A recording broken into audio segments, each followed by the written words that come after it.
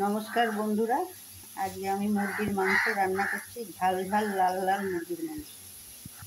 এখানে আমার 1 কিলো 250 মাংস আছে। তার সাথে আমি এখানে 4টা বড় বড় পেঁয়াজ কুচিয়ে নিয়েছি। এখানে আমার রসুন, আদা, তেজপাতা, গরম মশলা সব একসঙ্গে পেস্ট করে নিয়েছি। আর এখানে লঙ্কার গুঁড়ো আছে আর হলুদের গুঁড়ো আছে। হলুদের গুঁড়ো 2 চামচ আর লঙ্কার গুঁড়ো 1.5 চামচ। এখানে পরিমাণ মতো নুন,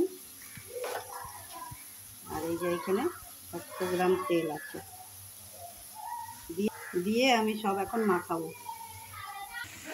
মাংসটা আমার মাখানো হয়ে গেছে, আমি এখন গ্যাসে বসিয়ে দিচ্ছি। এটা এখন একটু ঢাকা দিয়ে দেব।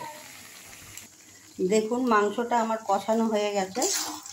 এরপরে আমি 2টো পেঁয়াজ ভেজে রেখেছিলাম, এইটা দিলে পরে না সেন্টটা খুব ভালো হয় মাংসর। এটা দিলে পরে এই মাংসর ঝোলের সেন্টটা খুব ভালো ওঠে। এর মধ্যে আমি এখন জল দিয়ে দিলাম।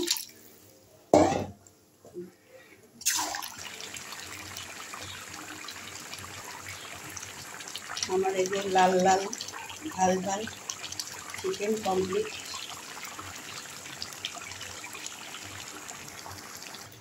দেখুন আমার লাল লাল ঝাল ঝাল চিকেনের ঝোল কেমন হয়েছে।